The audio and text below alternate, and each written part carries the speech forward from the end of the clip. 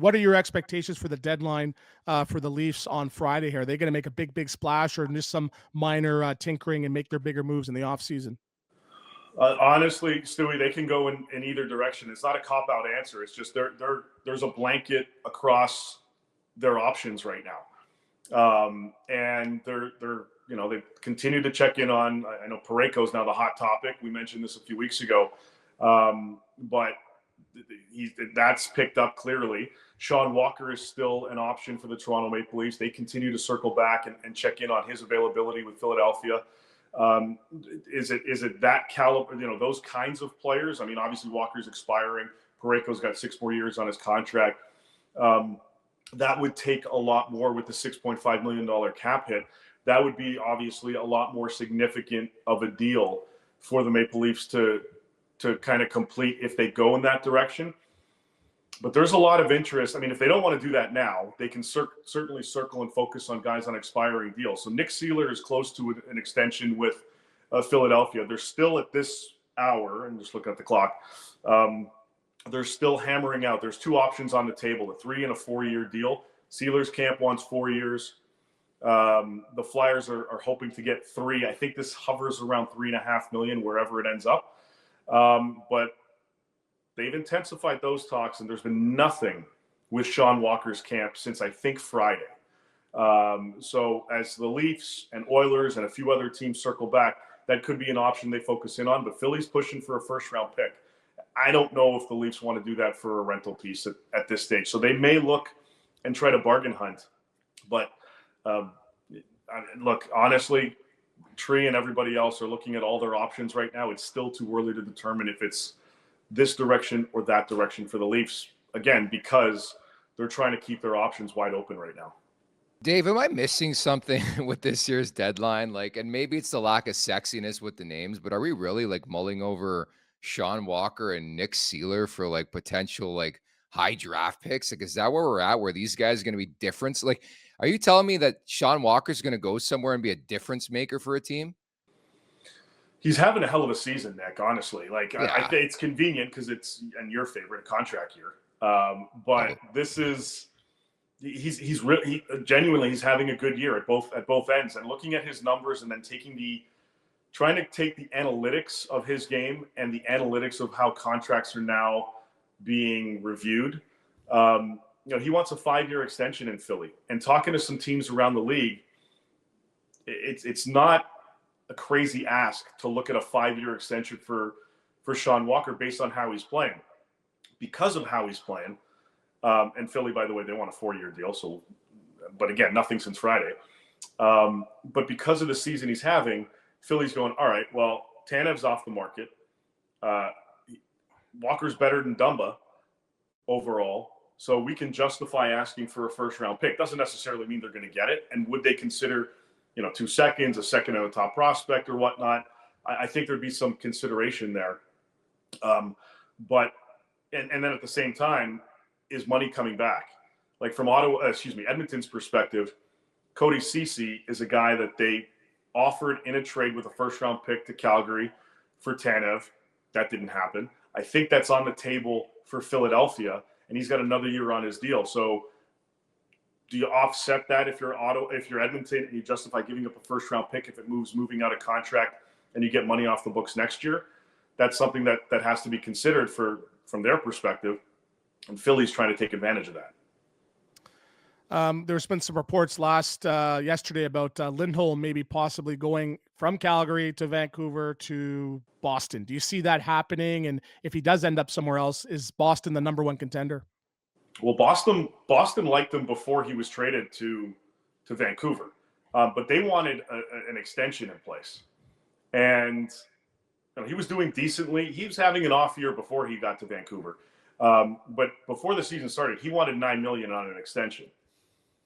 Based on his performance this season, especially with Vancouver since joining the Canucks, I think it's a little difficult to make that argument that he's worth that money based on his season this year. Now, if you want to put that aside and look at what he's done in the past, I think he's still one of the most underrated two-way centers in the National Hockey League.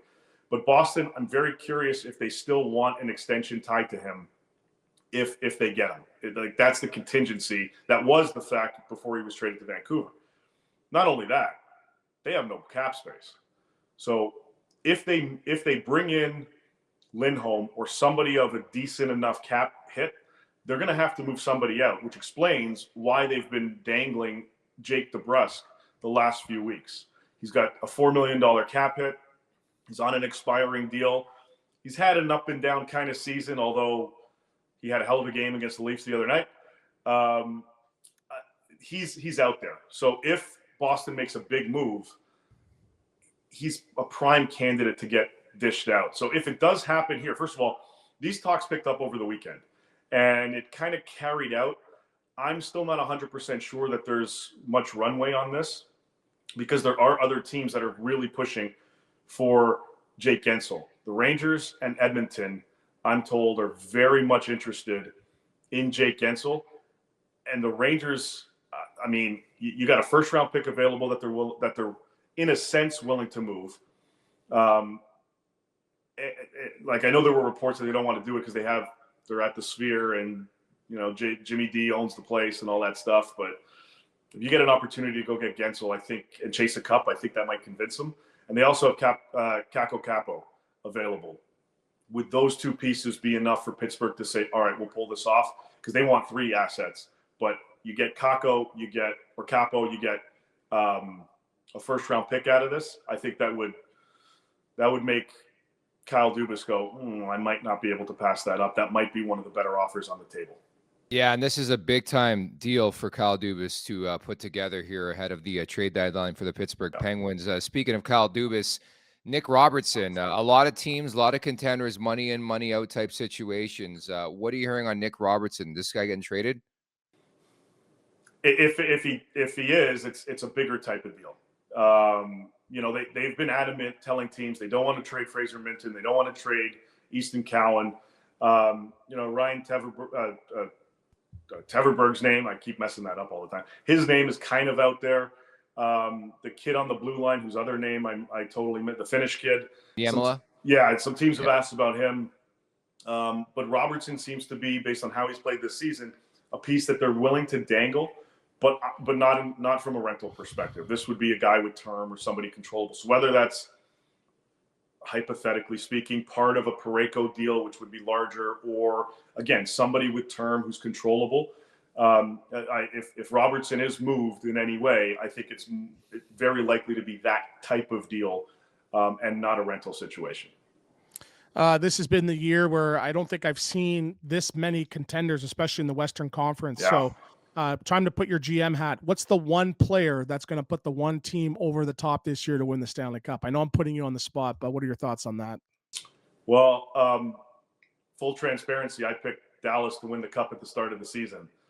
I'm more confident now that they brought in Chris Tanev on that back end. I don't think Dallas is done. I think they make maybe a depth type move. But I really they wanted to bring in somebody with physicality, who's rugged, who's experienced on that back end. I really like the Tanev addition. And it's those subtle type of quasi subtle, but those kinds of moves that really push championship teams over the edge. You add that extra piece. It's not necessarily the sexiest, flashiest kind of player, but that really puts you over the top. Like Vegas last year, they brought in Ivan Barbashev. I love that move because of all the intangibles he brings. He brought that for Vegas. It's those types of moves that usually just stabilize a team, a Cup contenders roster. Like Florida right now, with the likelihood that they're getting Tarasenko now, I like that move in a sense that it's not they're not augmenting their first line. This isn't getting Tarasenko to be in the first line. This is getting secondary scoring, and he'll probably play mid 6 minutes. So either interchangeable between the second line or the third line. And that's probably where he is at this stage of his career. And you just max out that roster. Like it's a sexy name because he's been around, but not necessarily that the player himself in terms of what they bring to the table.